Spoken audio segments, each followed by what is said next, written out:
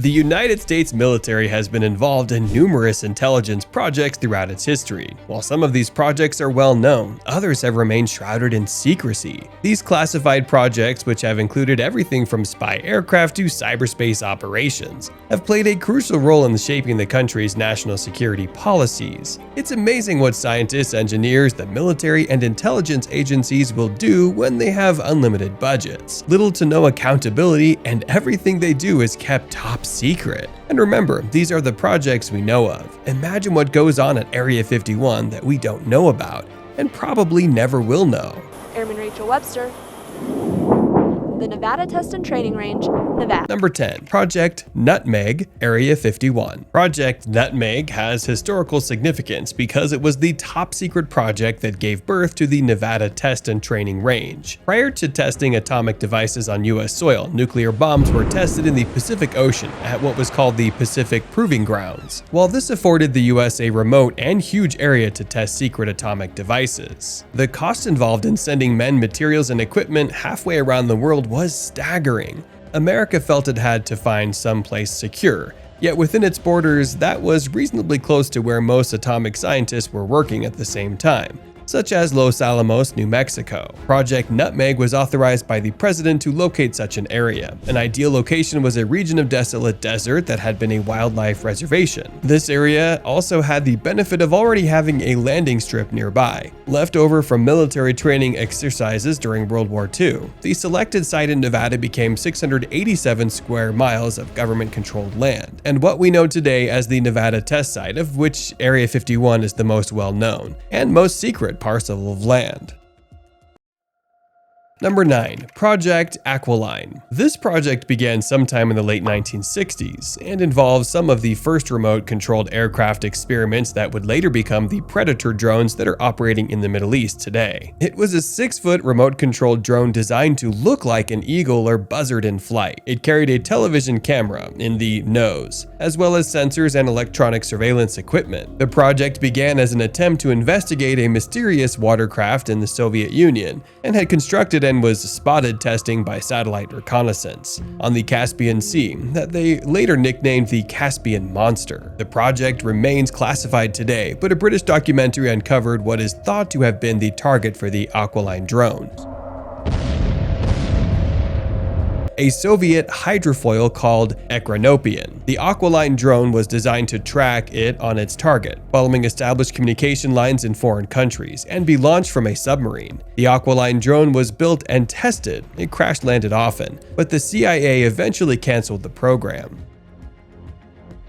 Number 8. Project Ornithopter and Insectothopter. Similar to the Aquiline project, this was another attempt by the CIA to mimic the animal kingdom in the development of remote-controlled aircraft. Project Ornithopter involved a bird-like drone designed to blend in with nature by flapping its wings. Another, even smaller drone was designed to look like a crow that would land on window ledges and photograph through the window whatever was going on inside the building. Project Insectothopter was a green drone that flapped wings powered by miniature gas engines. Not satisfied with mimicking Mother Nature, the CIA also used actual animals to do surveillance, including pigeons, with pigeon cams attached to their necks. Unfortunately, the birds were tired out by the extra weight of the cameras and returned to the CIA base on foot, too tired to fly. The project was abandoned. Maybe the strangest project of all was Project Acoustic Kitty, which placed acoustic listening devices on household cats. That project was abandoned when the cats strayed too far off target searching for food, and one was run over by a car.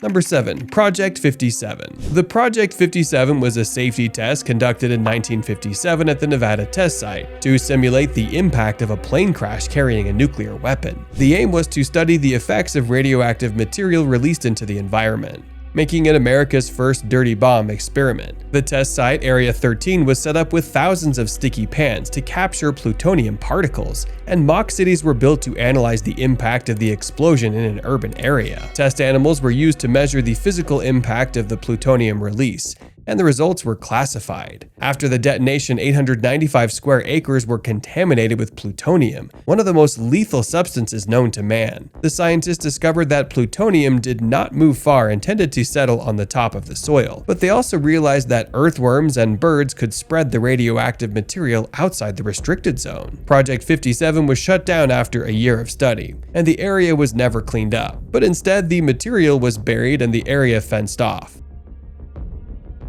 Number 6. Dr. Freezelove. Not a project really, but a mission. On January 21, 1968, a B-52G bomber crashed into the Greenland ice sheet during a secret mission, spreading radioactive plutonium, tritium, and uranium over a large area. The explosion of at least 3 of the atomic bombs on board made it a real Project 57 for the CIA and US military. While they had data from the previous Project 57 about the impact of a nuclear warhead explosion, they still did not have a dedicated emergency response unit to handle such dirty bomb disasters. So an ad hoc group of scientists and military personnel was put together for the toughest dirty bomb cleanup operation in history. Despite temperatures dropping to 70 degrees Fahrenheit and winds up to 100 miles per hour, they managed to clean up 10,500 tons of radioactive ice, snow, and crash debris, which was flown to South Carolina for disposal. However, less than 50% of the radioactive material was recovered. The crew called themselves Dr. Freezelove after cleaning and freezing for 8 months. What do you think of these projects? Let us know in the comments below. Number 5. Operation Morning Light. In 1977, the US faced a secret crisis when the Soviet Union launched a nuclear-powered spy satellite called Cosmos 954. The satellite was carrying 110 pounds of highly enriched uranium, and analysis determined it was slipping out of orbit and would crash somewhere in North America. The CIA decided not to inform the public, fearing a panicked response, but the US government had a trained team to respond to such emergencies, the Nuclear Emergency Search Team, or NEST. When Cosmos 954 eventually crashed into the Canadian tundra, the NEST team was dispatched to the site disguised as bakery vans. They searched over a 50 by 800 mile corridor for radioactive debris and managed to recover 90% of the debris from the crash. The operation was called Operation Morning Light. Had Cosmos 954 made one more orbit before crashing, it would have landed somewhere over the populated American East Coast. This event highlighted the importance of having a dedicated emergency response unit to handle nuclear disasters.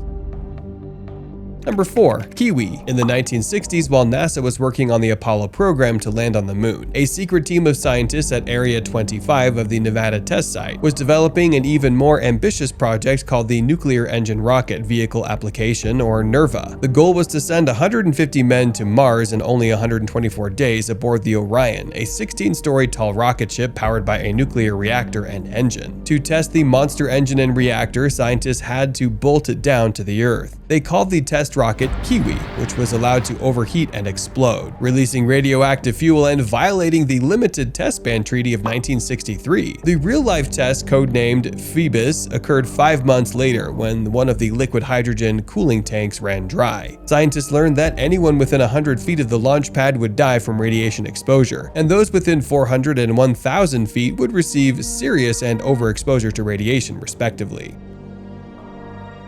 Number 3. Project Kempster-Lacroix. Area 51 was not just the site of top-secret research on flying saucers and extraterrestrial life. In the 1960s, the facility was also at the forefront of the development of the first stealth aircraft for the United States. The Oxcart, as it was called, was intended to fly surveillance over Cuba during the Cold War to detect any nuclear missiles being secretly installed by the Soviet Union. To make the aircraft invisible to enemy radar, researchers and scientists employed materials that would absorb radar, space-age design, and electronic countermeasures. However, the Oxcart was still not stealthy enough, and the project Kempster-Lacroix was proposed as a solution. Scientists came up with the idea of attracting 2 giant electron guns that would shoot out a 25-foot wide iron cloud of highly charged particles in front of the aircraft to absorb enemy radar waves. However, testing revealed that the radiation given off by the guns would kill the pilot, and the project was eventually abandoned.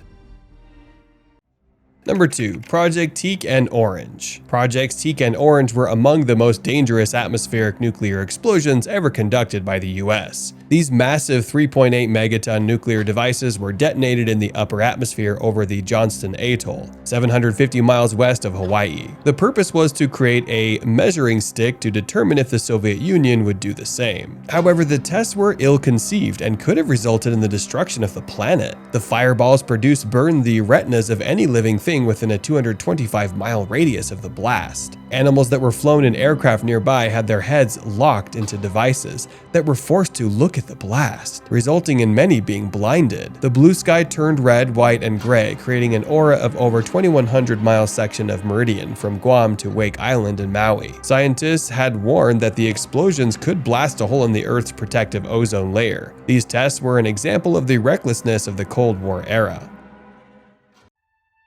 Number 1. Operation Argus. Not to be outdone, even higher high-altitude nuclear tests were conducted. These under Operation Argus. Nuclear-tipped missiles were fired from ships for the first time as part of Argus. On August 27, 30th, and September 6, 1950, nuclear warheads were shot into space by X-17 rockets from the deck of a U.S. warship anchored off South Africa. These missiles went 300 miles out into space. The reason for these nuclear tests in outer space? One scientist theorized that exploding nuclear bombs in the Earth's magnetic field, but above the Earth's atmosphere, could create an electronic pulse that would render incoming Russian ICBMs inoperative. Though a magnetic pulse was created by the nuclear explosions, the pulse was not large enough to have any effect on the ICBMs. The project was another dangerous and ultimately futile experiment.